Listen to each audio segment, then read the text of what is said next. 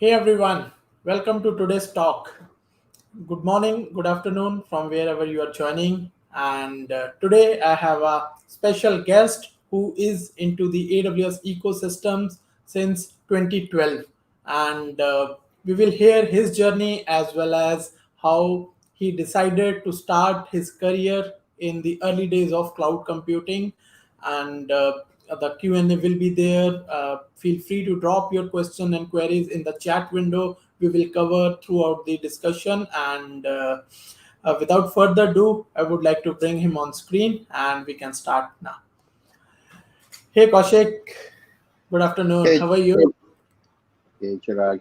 I'm doing good. Thank you for having me. Good afternoon to everyone who's tuning in, or good morning or good evening from wherever you are. So, Yeah. yes, Great, great. Yeah, it's my pleasure because we were planning about this joint discussion or session, I think, from couple of months, but there are a lot of things going, and especially that you recently traveled to US and attended Reinvent. So Reinvented something like that. Everyone has a wish to go in person there I who is agree. learning and working in the cloud computing. So let's start. Like, can you share your experience around the reinvent, because I believe you attended in 2019 also, and this recent one. So just want to hear from just your thoughts and your experience. Sure, Chirag. Thanks again for this, and it's great to be able to share my experiences and various other aspects. Specifically on Reinvent, I think it was the 10th Reinvent this year, and it is always special. Out of the 10 years, 1 year was virtual last year, and this year, it was really different as compared to 2019. I had the privilege to go back then as well. The reason it was different was it was capped to 20,000 people, but usually they have about 50 to 60,000 people in Right. these sessions. And with this, it was still jam packed with sessions, great networking for me. And I firmly believe that everyone at Reinvent comes in with a very specific motive, right? Either Yeah. someone wants to learn, someone wants to understand what are the new things coming through, or someone mostly come in for networking, for meeting people and face to face. And more specifically, after the last 2 years of staying in pandemic, without seeing anyone and without meeting anyone, this one was an experience in itself. So that was a great experience that I had. Uh, as I said, there were 20,000 people. This time I could meet a few select uh, groups as well, the AWS heroes, the ambassadors, the community builders, and even the user group community. So it was good to see, like-minded people, everyone with the same understanding, everyone have a same enthusiasm for the technology of AWS. So that was great for me. A lot of good meetings that we had with partners and AWS themselves and other folks as well. So it was an enriching experience indeed. Yeah, great, great. I also wish that someday I will also go and attend, and maybe we will meet Together. so many, yeah, together, and we will see so many, known faces also there, like whom we are connected through LinkedIn as well as for the different user communities. So Right. yes, so like yeah, that okay. The reason I didn't give your introduction because we want to hear from you about your journey. Just let me give a glimpse to the people who are joined us. So Kaushik is AWS Hero as well as working in a born in cloud organization as a director role, and I believe it is his first job. It's almost 9 to 10 year of his journey, and throughout the journey, like he get promoted to the uh, multiple designation and different roles, and he started as a developer, and now he's handling the customer facing role as well as handling the teams for the operations. So let's hear from you that how you started, why and when you decided that you want to go in the cloud, because in, if I remember, in 2012 when I was in college, it was rarely like people talk about cloud, but at that time even you started your career. So that I believe it's a straight it's a great thing to know. So Please share Yeah. with me. So, I feel I was fortunate enough. I believe the opportunity chose me rather than me choosing it, because I joined, you know, I, right after my masters, which I did from a college in Lonavala called Siagat Institute. I passed out of there, and during campus, I already had an offer with an MNC, right? And then came a very young team, which we didn't know how young they were. We know it's a startup company that came for a campus round called Blaze Clan. Okay. uh, Back then, I didn't know that the entire team that is existing as part of it, the 5 members, were there at the campus to interview. So when I joined in, I literally joined in. We got selected. The entire interview process was done in one day, and I got selected. We joined in a week's time, and I was the fourth employee when I joined in. Wow. Right. I did not know cloud even then, right? As you said, no one knew about cloud. Even during college, it was not even spoken about in the curriculum or anything. When Mhm. I joined, BlazeClan was a company that was building solutions using cloud as a backend. That's where we started learning. So that's where I'm very grateful and thankful to all the stars that aligned at that particular time and said, take up this startup job. Yeah. uh, I started off doing PHP development, uh, Okay. using on cloud platform for a product called BriskGap. It was a virtual classroom product that we are all were building. And back then we were trying to sell it to colleges. That never worked out, right? So we had to pivot. We didn't have geo internet back then. The colleges did not have good internet. So it Yeah. did not work out at that point of time. Okay. So what we did pivoted was, okay, now we understood cloud. We understand how we can use cloud. Let's try and help a customer. One of the founders' friends said, "Can you help us out on cloud?"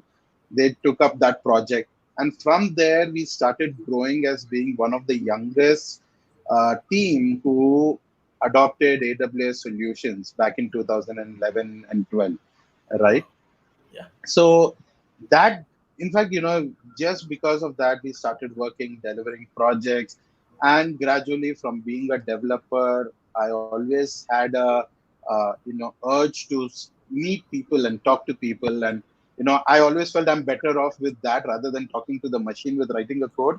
I am better off talking about that technology with people. Okay. And that's where I used to accompany my sales team.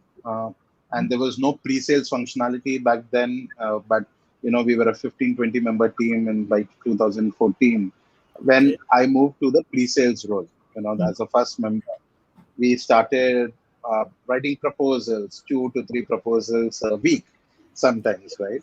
Okay. Now and then, understanding the technology and talking technology in a way that someone from a non-tech background, business user, or someone from a who doesn't know cloud, even if doing tech doesn't know cloud, that's where I started understanding it in a way so that I can explain it even to a layman, right? Okay. That helped me. So that for that I needed to understand cloud even better, right? So that's where I started off breaking that down, and that's where I went into the pre-sales journey for about 2 to 3 years. Then Mm-hmm. got the opportunity to come to Malaysia as a solution architect, Wow. right? Okay. Yeah. For a very important customer of ours here in Malaysia, and I came in. I got the opportunity thanks to everyone within our customers and our company, Blaze Clan, where I got that opportunity, started dwelling hands-on implementation and various aspects at a high level understanding, and then talking to business stakeholders internally in the customer side as well. So that's where that's I believe the impetus came into doing a lot of certifications during that time, because as a solution architect you need to have a whole round understanding. That happened, and then being a startup, we got an opportunity to grow.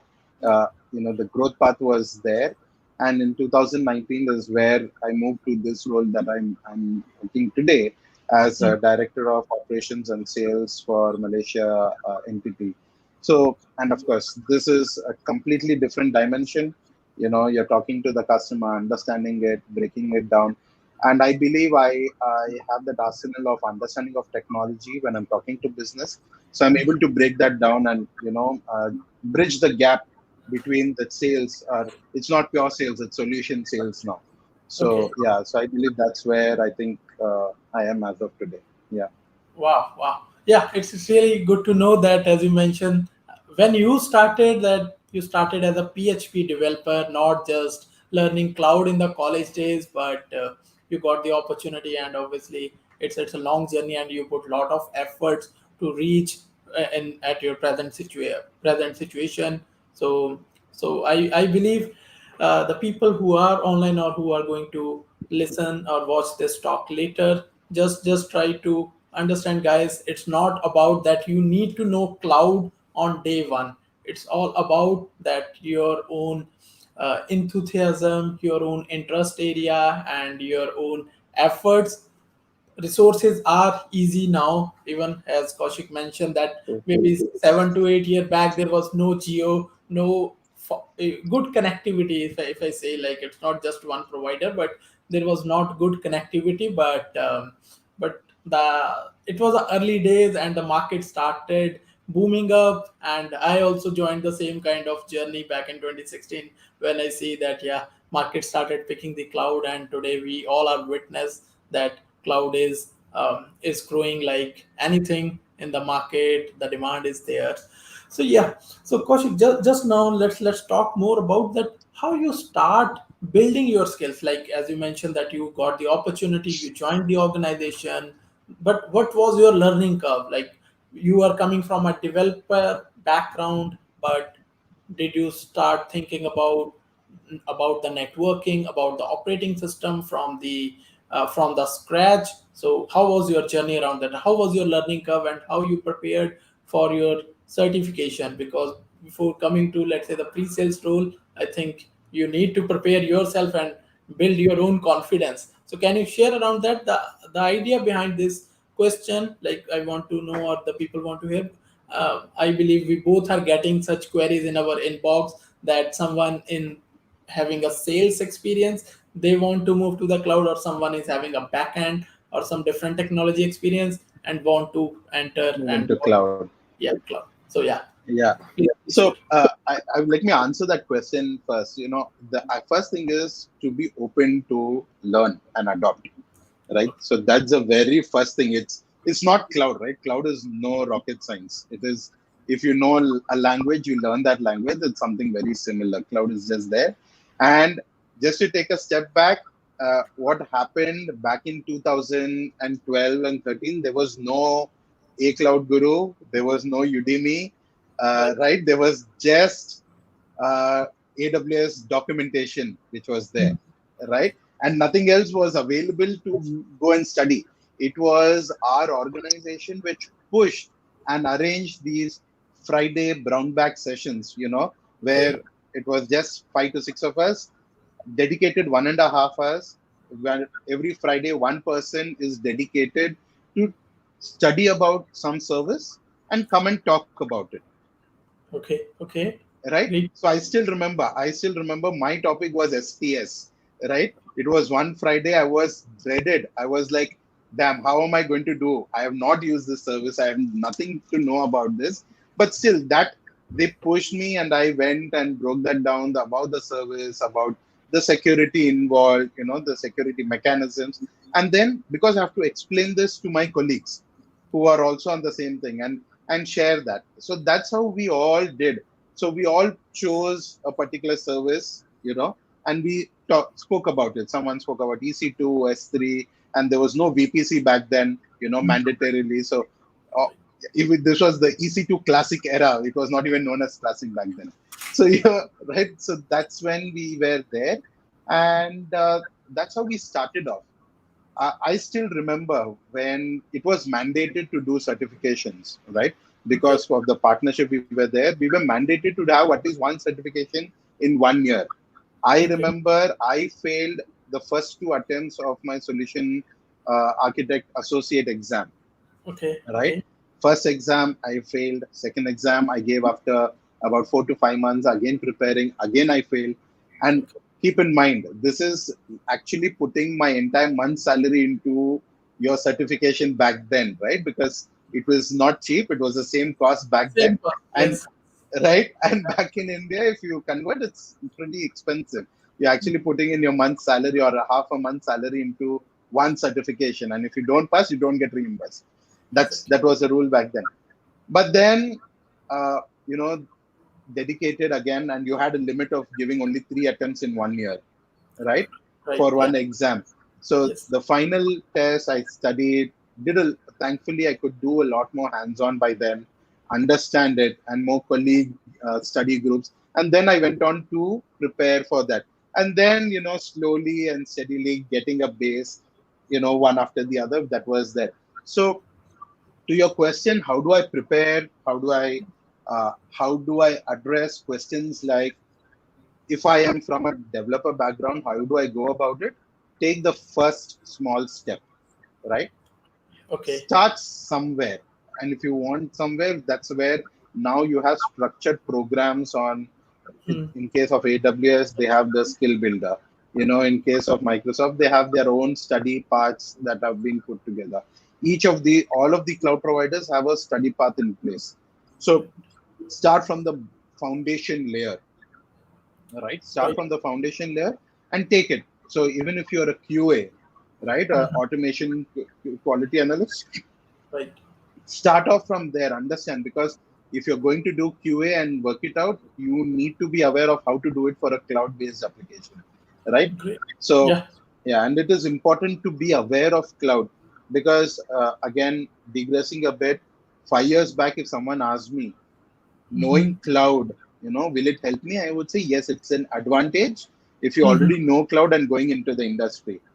Right. Now, I would say if you don't know cloud, you're out of the race, right? You Wow. need to Yes. be, right? You need to be aware of the solutions, the technology, to be future proof, right? Because there'll be multiple ways your profile of a developer, a QA, there'll be specific requirements and high paid requirements, high paying salary requirements, which will say, I want cloud based QA, I want a cloud developer, I want a cloud sysops, right? So there'll be these specifics, and for that I believe that everyone should start off understanding the nuances of cloud. Any cloud provider, wherever you feel your strength is, take that and start off, is what I would say. Sure, sure. I believe that's a great insight, and especially like I like your approach, which you mentioned. There was very less resources few years back, and you were doing a session on every Friday.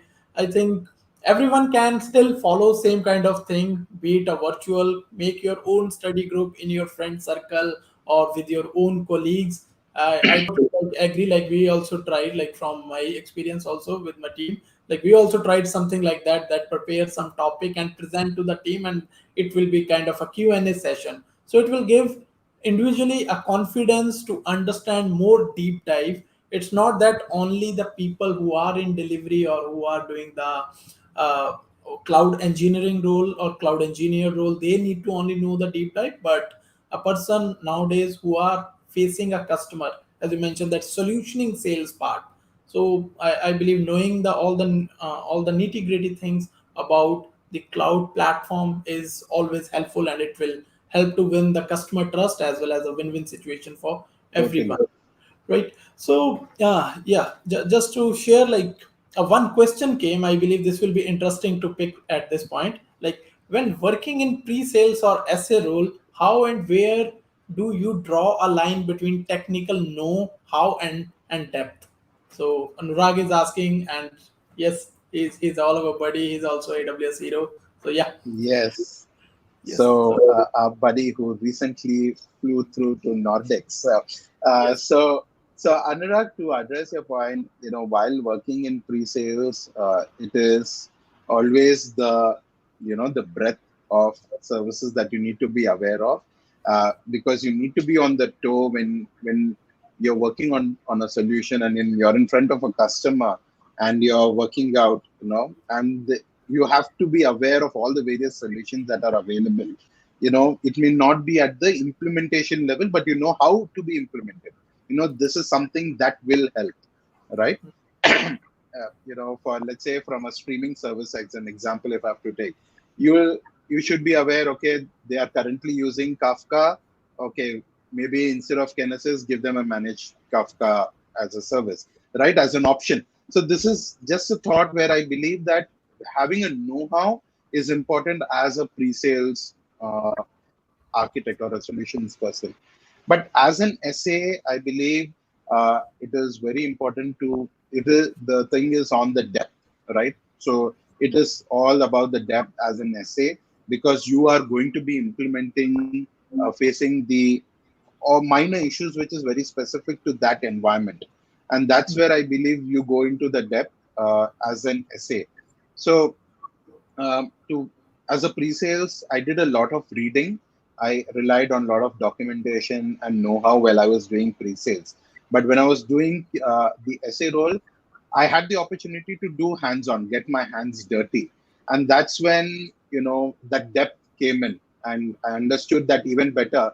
And because of that, also the overall process of even the certification and everything became much more easier while doing it, right? As an SA. So I believe hope I addressed that point, Anurag. So the depth is the SA, and you go hands on, understand everything, understand the documentation nitty-gritties, not just the FAQ, but even the CloudFront details that you have to, CloudFormation details that you need to know. That's where the difference is. Yeah. Really, like you again, you share lot of valuable insight. Like I've been into the pre-sales from last couple of years, and I can understand that, yeah, hands-on part wherever it required, maybe it is playing a small portion of the entire role, but knowing the updates which you are going to talk in front of your customer or daily basis, because that is the value proposition, or that is the value addition which we need to add as a let's say any cloud pre-sales people, to know the architecture, to understand the architecture of your customer, and wherever the new update will come, it may again maybe a cost optimization opportunity, maybe a performance efficiency, and all those so and so forth kind of thing. So yeah, totally agree with your point. So yeah, Kaushik, just want to now hear that. So how you prepare for your certification? This is the question like which is coming because you have a professional level certification of AWS as well as a specialty level. So how you plan, and what kind of mindset you prepare for yourself when you decide that you want to go for this certification?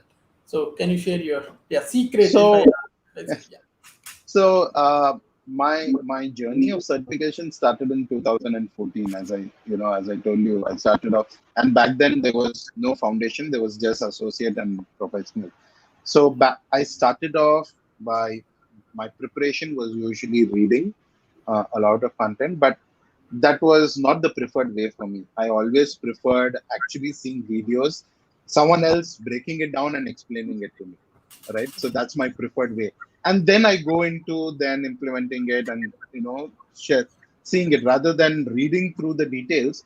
I always like the squeezed down version, understanding, and then go and implement and explore. That's how I've always done. From a preparation standpoint, now what I do is I always book my exam that I want to take at least 3 to 4 months in advance. So at least 3 months, because with your work, you want to commit that thing to yourself that you want to give that exam, right? You may not be studying for all 3 months, but you know that you have to prepare for it. So and then I start off my go-to thing is a cloud guru, and then documentation, and then white papers, right? So these are the major resources that I would take up, apart from doing the actual implementation hands-on wherever required. There is a certain level that you need to understand that. That's where I would go into hands-on at this stage. So I would go through the videos and then uh, put it together, put that together, break it down, and then read through the white papers. I find white papers and reinvent videos very helpful while preparing for the certification. So that's my mantra. Yeah. And yeah, as I said, I usually keep 3 months in advance to do it. from a certification standpoint, I've done about 10 out of the 11 now, and the one remaining is machine learning, right? Until now, I've never had an opportunity to actually get my hands dirty with machine learning. But now, when I'm doing sales, Mhm. everyone wants to do AI ML. Everyone, every enterprise wants to do AI ML. So now I'm reading into the details of what they need. You know, what is, how do I use recognition, transact, and other services that is required for my customer. And then when I'm talking to my internal team, I am understanding the nuances of, the terminology. Even the terminology is completely different. So basically, understanding that, and maybe I believe now is the right time, maybe where I would attempt to go and do it, because I feel there is a need for it. I need to Mhm. understand and make sense when I talk to the customer. So maybe now I would do that. It has been always a similar approach whenever I did the other certifications. It has always been because I had a need. I did not do my data analytics until last year, right? Okay, I okay. took up the data exam only last year because the engagements and discussions that I was having with the customers actually increased. And I thought having this understanding will be important so that I talk sense to my customer. And that's where I took it. Yeah. Sure, sure, sure. Really, yeah. Just like as you mentioned that setting a timeline or committing to yourself or individually, it is key important part. So I just want to share one thought here that it's not a race that who is achieving how many certification. Please don't go into such mindset. Even a last week talk where like all the cloud leaders was there. So certification is a path to go. It will give you a good learning curve where you need to put efforts, but don't think that you need to achieve everything on maybe a weekly basis. Don't rush for it. Try to understand, and especially like the point which Kaushik mentioned about his machine learning exam approach as well as the analytics. So I am also in the same mindset that until unless you will not see face such situation in your work, you will not feel confident. Once you started involving in all those things, your confidence level will be automatically up, and then you can say your motivation will be high and you will be able to put efforts to learn more, and then certification will be just again easy thing. I can tell you, like I did same kind of mistake in the early days of my career. I sat for the AWS Pro back in 2017, and I failed. Like I have no idea because I never done too many things in detail, and then it took 2.5 year for me, because in that 2.5 year it was kind of a good journey, a work, a customer experience. Then in 2020, like I felt totally confident and I was able to pass easily. So yeah, great. Okay, one another important question came in the chat. I believe this is also a confusion. So, what is the difference between cloud pre-sales and cloud architect? Again, just to share, like sometime I heard that cloud architect also playing a pre-sales role. So, your thoughts? Right. Yeah. Right. So, okay, I think the difference is, at least from the way I would see it is, uh, from a cloud pre-sales, I think you need to have a business understanding as well, right? Cloud architect and then do the same work, right? Maybe there's more hands-on for a cloud architect while doing the implementation from a particular project. As a cloud pre-sales, a cloud architect as part of pre-sales team, you would do a lot of small POCs, right? You won't do a large scale engagement as what a cloud architect would do. A cloud solution pre-sales guy would actually go in and do small POCs that works well for, to win a customer's confidence, right? So that's the way at least the industry differentiates it, right? But the knowledge required for both is the same, because both of them will be doing hands-on understanding, breaking it down.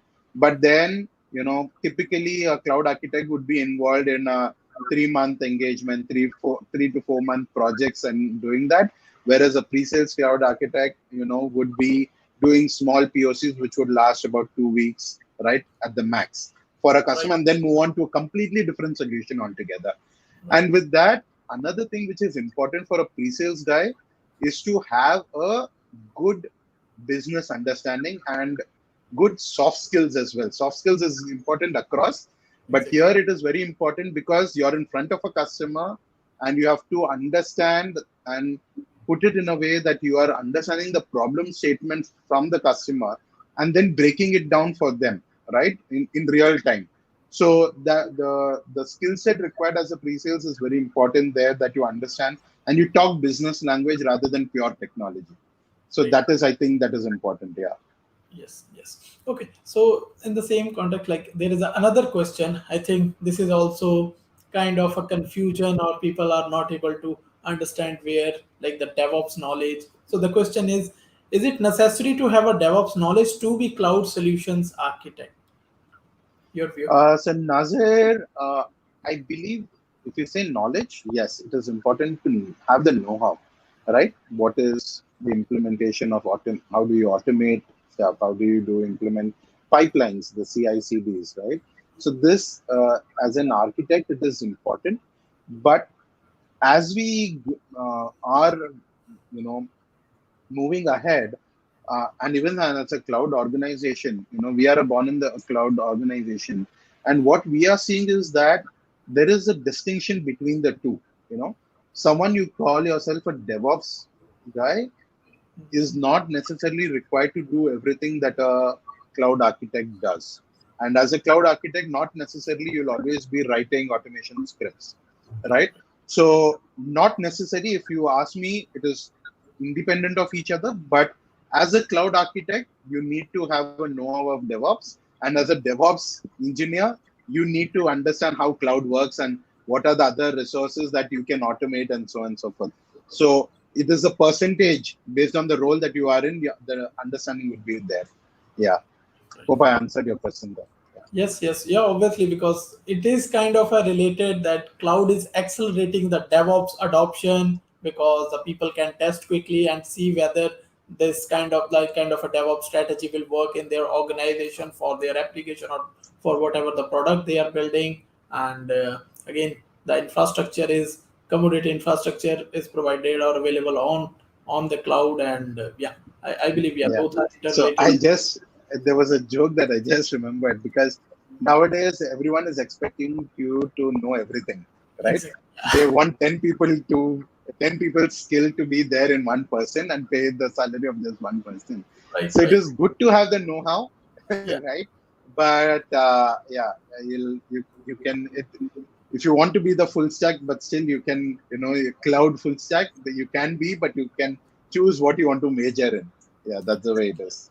Yeah, yeah. So there is another question. I believe it will be also helpful to know for everyone. So advices for those who want to switch to cloud career, what path to choose, and also related to projects, what to showcase if not worked on cloud in daily job.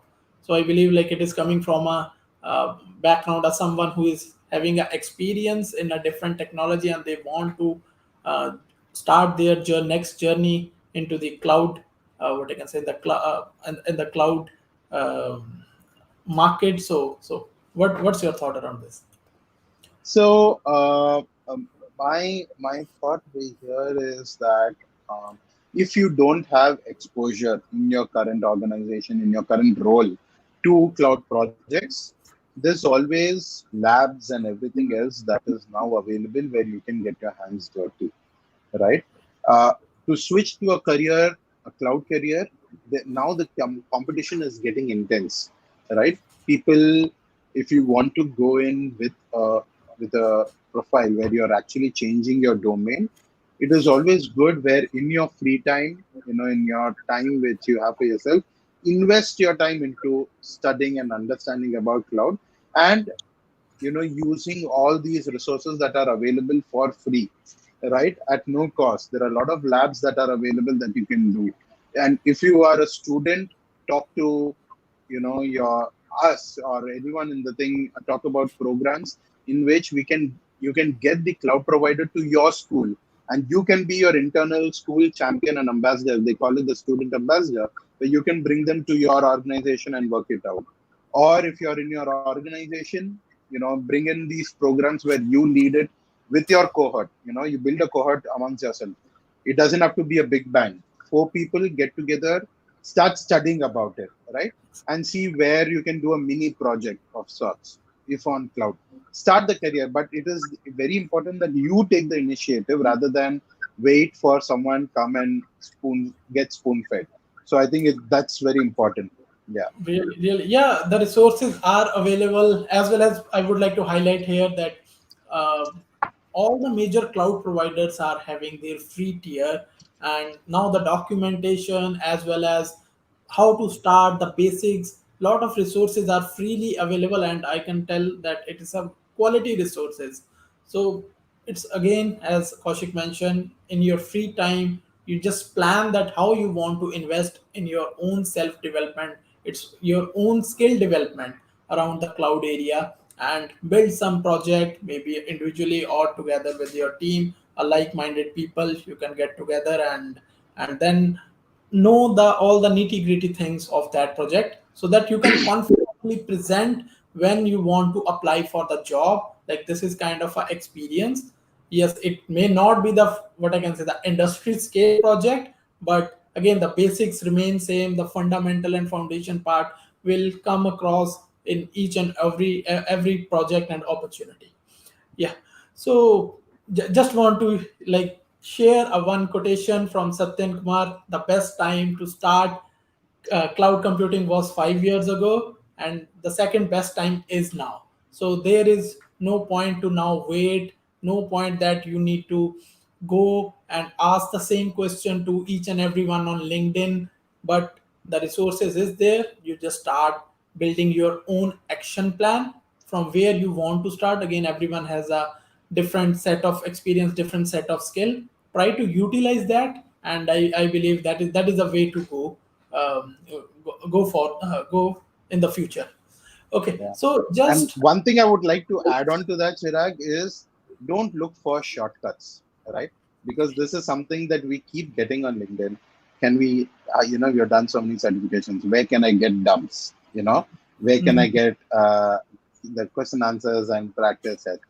Don't look for shortcuts. There's no way that, just getting a certification would not mean that you're good at getting something. Once you get in your job, you'll be in much more trouble than actually being in the current one, right? So I would rather recommend that go through it, actually get it out, and then ensure that you have the right credentials to back it up. Yeah. yeah, yeah, really, really, this is the important part. Again, like again, let's highlight the same thing which we talked few minutes ago. There is no race going on. Everyone has its own way of learning and understanding. Make your own target date, commit to yourself, and then start putting the efforts. It's not that you need to show that you have completed the certification, put it on some social media, and get some traction. But realistically, you need to have a mindset that how you are going to solve the problem for your customer, for your entire company and the business. And that is, I believe, the approach everyone need to take and should take. Okay, Kaushik. So yeah, let's talk more on the fresher point of view, because as you also started in the fresher from a developer, and now you are handling director, like you reach at the director level, handling the entire country. So for a fresher nowadays, what's your suggestion that how someone like seek and plan their cloud journey? Because again, the resources are available, but still, I believe there is a lot of confusion between the student community. They are not clear like what path they need to take. Maybe someone thinking cloud is a totally separate thing. They are doing some subjects in their academics. First, they need to complete that. Then they need to think about the cloud. So, what's your view around this area?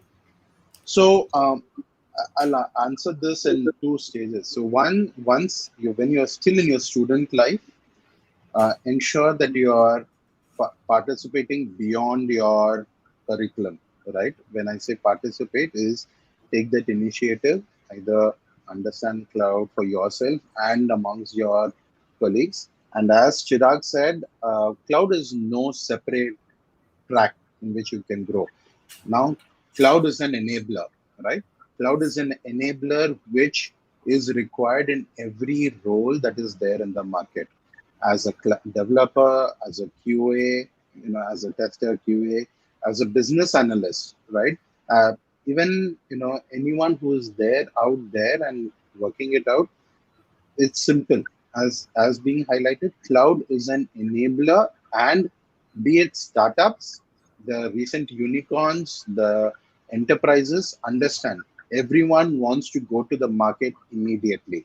And the only way to do it without making investment, major investment, the way to go ahead is to adopt cloud, right? Everyone is doing innovation. There is a term in cloud industry which says cloud helps you to fail fast and fail cheaply, right? So if you want to do an R&D, you will keep failing, and you want to ensure that you're failing cheaply. You're not spending much of an amount on it. And instead of waiting for 5 years for actually getting things done, you want to get it done in 5 days, right? And that's what cloud enables you to do. So keeping that in mind, cloud helps you to ensure everything is accelerated. And if you want to be part of the journey, you have to back your skills, right? Don't go for a being an essay on day one. Technically, it is not recommended, and you need to be there. The industry will not accept you on day one as a cloud architect just as a fresher. You need to have the background of doing either development or some work around it first. And that's where you will grow gradually. Yes. And as a fresher, uh, that's from a school, so start investing into your cloud skill set. Yeah. And as a fresher, when you're in the job hunt, right? Nothing technical in this recommendation that I'm going to give is look for a company that is, or a job role that is future proof, futuristic in a way. Because, and the underlining thing is, don't go after the remuneration when you're starting off, right? And this is irrespective of cloud that I'm saying, cloud platform or not. Go to a organization which allows you to give you the growth, where there is going to be growth, right? And in most cases, uh, digital digitally young organizations, be it even in enterprises, those who are known to run legacy, now even under the same arm, they are running these young, teams, which is investing on innovation and so on and so forth. Try and Like be part of those. Do the like reading, do the center homework, of excellence. Yeah, yeah. Just to right? like, yeah. Now the The center CCO of is right. excellence. This is, yeah. CCO Right? Cloud is there. Center of Excellence, where a lot of people are investing. How do I know that as a fresher? Read the right books, read the right articles, see who's investing in what, see who's investing in cloud technologies, into IoT, into 5G understanding, who's using those things. The- and influence your decision based on that, rather than on remuneration, which is going to, that should not be your main criteria, because that's a mistake that many of us do, right? Because it's a starting of a career. Many will have responsibilities to support family, to support your requirements, all said and done. But if you have the luxury, of luxury of choosing an opportunity which is lower pay, remuneration or payment salary, but better opportunities and skill set, always opt in for that, Right. right? Yeah. Always opt in for that. In 5 years, that will extrapolate everything. It will be a multiplier effect when you go grow. And that is a thing by experience, where I'm telling, where I took up a role which was much lower in payment and everything, but I did it by mistake. I didn't know. I did not do the research like what I'm recommending today, right? I did not do that. I was fortunate enough to become a part of a company that was in the future technologies. But now that you are there, do that reading, see who is investing in what, and then choose.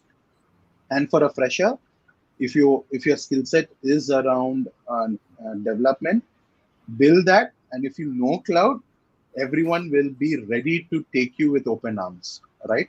So Right. if you have cloud technology, cloud understanding, not necessarily a certification, having a cloud understanding, having worked on some labs is also good, because they will know that when they do the question, Q&A with you, interviews with you. If you Exactly. have a certification, great, it stands out. But even if you have a work understanding, that is going to be a add on for your portfolio. So that's what I would recommend.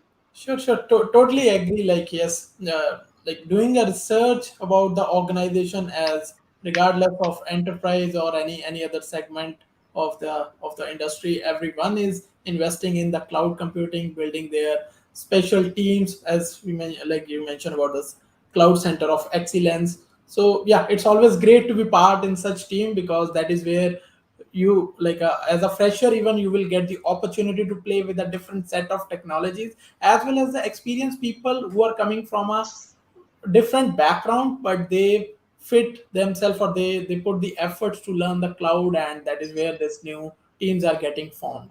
Okay, just to add for the freshers again, do your own as a hobby project, build your own portfolio, like I did as a fresher also, because I also started learning about cloud in my college days. So having your own domain name and making a some small project, and then explaining it, that why it is hosted on cloud, and what is how the things are working, how the different services are getting integrated, I believe that that will give you a confidence as well as a clarity, rather than just taking a certification and then saying that a person is just certified but not able to explain or justify that what is the purpose of even this certification and the services. Because yeah, such scenarios I believe we both encountered in our last few years of career, that people are having a lot of certification but not able to share even the basics. So yeah, coming to the basics, so what are the fundamental required? Do you think that a person should know about the networking or databases? It's not just about a person having a uh, IT academic background, like any kind of a computer science or such courses, but if someone is coming from non IT academic background, so for those kind of people, do you think that they should start learning from networking? Will it add value, or how those kind of people can enter into the cloud market? So, Chirag, I think to answer that question, it will all, again, I believe, so if it will depend from what background they're coming in from, tech or non-tech, and what is the aim that they have as well, right? As a base, as anything that you want, I think the fundamental networking is very, very, very important, right? Of uh, at multiple layers, how the applications would work, what is the communication that would happen between an application layer to database layer, and so on and so forth. Various things that we would address on. Someone from a tech background and with some, let's say, some coding knowledge, for them to start off, it is good to know how on cloud, how do we go and host it onto cloud? How do I make it basics of uh, scalable, right? If I have to make an application scalable, what is the required to application to be stateless, right? Because when I studied in college, I had no idea to make it highly available and scalable. How do I make it stateless? Okay. So when we understand the scope of, okay, how do you break it down? How you differentiate the tier and so on and so forth. And now increasingly it is becoming a norm of using serverless or microservices, not serverless, microservices architecture. So with microservices architecture, now the entire approach of building applications with the existing frameworks has changed, right? So you'll have to adopt into that, and having a know-how of that is important. And for someone who's coming from a very non-tech background and to adopt cloud, it is good to start from the fundamentals of understanding how what cloud does in the first place, right? How is it helpful? It is not just about infrastructure, right? Understanding the economics around it as well. Because if you're not from a tech background, most probably you will be in a business enablement group, as you would say, around that, right? Who is going to be using cloud and providing into their customer. So for them, it is important to know how what is the cloud economics, right? Or how does it work as compared to the traditional world, if you're going in that world. So those are the things that you would get into, and that's what I would share with the team here. Sure, sure. Yeah, I believe it will be helpful that yeah, knowing the fundamental is always important, Yeah. because whenever we are going to involve in any project, we need to know we can't expect that the customer is already on cloud and they have the setup. maybe it's a totally green field, or it need to start, like we need to start the customer journey from scratch. So knowing again the networking, databases, storage, I believe, yeah, this is the most key important part for anyone. It's not just a fresher, but for the experience also, they need to have Yeah. these kind of things. Okay, just one last question we want to discuss, and after that, I want to discuss on another, what I can say, the question from the chat. So the question for you is, I believe you are getting this regular basis in your inbox. How to become a AWS hero? Okay. Yeah. Yes. So, And let's say, if I just to add, like, can you share about your experience around that? Uh, what is the contribution, or how the communities played a role in your career development? If I ask in that way, that yes. okay. Okay. So let me answer the second question first, right? Yeah. How did communities add to, contribute to the success in various things that I've done? For me, as I told you, right, when we started initially, there was nothing around. There was less documentation, no content available. The only way to learn is by working with each other, working with your friends and colleagues, talking about them. And that's when, if I remember back in 2014, we started off a user group in Pune, right? Okay. We started that off where we started bringing not just our team members, but even outside folks who are interested in AWS. We Wow. started giving, it was initially done to share, say that, okay, we know AWS, come and talk to us, and so on and so forth. There was a branding associated to it, but still, the idea was to, build with the community, because only if a community is thriving, you are thriving. Or else, if your skill set is not required, then you're doomed, right? So you need to ensure that the community is growing there. So what I strongly believe is, only when you grow a community around you and contribute to a community, you would grow, right? And with the same philosophy, with the same understanding, I've been giving a lot of talks to in user groups per se, right?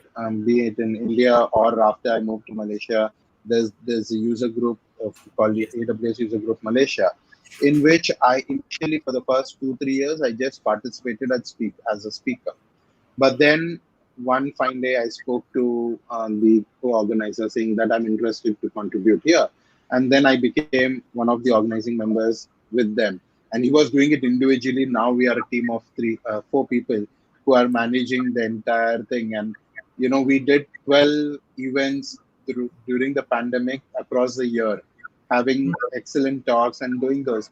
So my idea was to do that and continue that, and that's where, as an idea, we are doing the user group Malaysia thing as well. I believe that's been great essence for my personal growth, and I believe as a sense of giving back to the community, that's important, right? Because that's something that we have learned. When nothing else was there, community was there to help us. And uh, personally, that has helped build a great network of friends like you, and many more, right? And like Anurag here, and I say the lot of folks who are on LinkedIn, we are able to communicate. Even though we have not met in person, we feel as if we know each other very well, right? Exactly. Because of these community events. And that led to building not just a community network, but also help connecting with the partners, the executive levels. Helps me professionally as well. And then with that, it helps in many ways. So uh, that also helped me become very first an APN ambassador back in 2019, in Wow. which this is very specific to the partner network, right? So those who are there as a member, as an employee of a AWS partner, Mm-hmm. you get to be the ambassador by applying and sharing these kind of contributions, right? That helped me. And then further, I joined the very first cohort, not the beta, but the very first public cohort of community builders in 2020, right? Where I could be part of that and discuss many things. And there, thanks to the pandemic, the everything exploded beyond the geographical region that you are in. We could reach out to folks across in India, Thailand, in US, everywhere we were in connect across the communities everywhere. So that Mhm. was a great thing. The community builder thing happened, and from there, the AWS Hero is seen like a an upgrade, a promotion from being a community builder to an AWS Hero. So there are Okay. multiple components of being a AWS Hero. There are IoT heroes, there are data heroes, serverless heroes, and so on and so forth. The the the cohort that I'm part of is called the community hero, where basically we are all heroes who do community work like this, like organizing events or giving talks and so on and so forth. And that's given as a recognition. For those who ask, how do we become a hero? Uh, Again, is to start contributing to the community, start building the community around you. And once you get noticed, then, by the AWS team members and others, they take your proposal to the team, and then you get, you know, added in to the elite group. So yeah, it is great. It has a lot of perks of having a great network, a lot of folks that are around you, access to a lot of AWS internal teams where if you have some technical problem and you share it with them, they help to find the resolution immediately or provide you the help over there. So it's great. It's a great network. And very helpful. Similarly, the APN ambassador also gives you same benefits. So it's great, and I would recommend everyone in some way. If you don't have the time to immediately contribute to the community, participate in community events Yes. first. Right? See what is a value. Are you getting a value out of it? If it is close to your heart, then automatically you would want to start contributing back to the community, and that's where the cycle starts. And I believe that's important. Really, really, I totally agree. Like even the same in my own career, also community plays a major role. And one thing I would like to share from my experience also, it's not just about like from day one person to start contributing, but participation is important. You will know lot of like-minded people, and again now there is no geographic barrier. Lot of meetups are happening virtually, anyone can join and learn.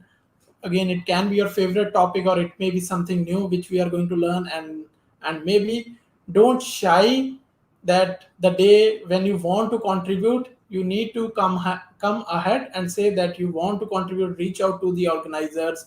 And that is the whole purpose of the communities, that no one is going to test your ability. It's all about like whatever it can be a very simple topic that you want to contribute or you want to share, even just that how you learn AWS or how anyone can learn AWS or any other cloud platform. So yeah, it's really really great to I know. And agree. And yeah. even if you're all, as Chirag mentioned, if you're coming up and saying that you want to contribute, you're already in that 1% of the team who has taken the initiative, right? As compared to the 99% who have not taken the initiative. So I think it is very important to take that step immediately and start contributing in the smallest way, irrespective of the barriers that you might have in your mind. You may think there is a language barrier, the speech or the content. I think that's secondary. As long as if you have the thought, you can work on it. Work on first thing. Once you get it, you get a sense where you want to improve, and then you can improve it further. Yeah, just a last question. I understand that they like, yeah, maybe you need to make a move also. So yeah, I believe this is also very relevant. And again, how does enterprise architect role tie up with cloud solutions architect? What's your thought around this? Yeah. Okay, interesting. Yes. So enterprise, okay, cloud solution architect, Heman. So understanding cloud as a cloud solution architect is important, which we have underlined and emphasized already. But as an enterprise architect, from my experience of being the solution architect with a enterprise customer, this is what I would share: is to you need to have a know-how of various other solutions that an enterprise would use, right? And more often than not, you will be working on a multi-cloud and a hybrid cloud solutions, because enterprises will always have some kind of on-premise presence, Yeah. and also have a lot of enterprise solutions in place. You know, directly off-the-shelf products. Which are being used and not cloud-based, or which is very very. I will not call it legacy. Yeah, I will not call it legacy, but important to its function that it does, and it is not going to go away anytime soon. So having a know-how of that and how it marries to your cloud environment, that is very, very important, is what I would say. So a lot of people, let's say in the banking sector, would be thinking, how do I bring in my core applications, mainframe applications and everything to cloud? It's a question being asked by many people. And if you would have heard the latest AWS Reinvent announcement, now they are making mainframe on cloud as a major push. They're actually educating partners on how to do those migrations. They're building programs around it. They're building specific instances that is specific for mainframe. So I'm just taking that one example. But what my point there is as an enterprise architect, you will need to have a good know-how of all the enterprise systems and marry it to the cloud technology so that it works well in harmony.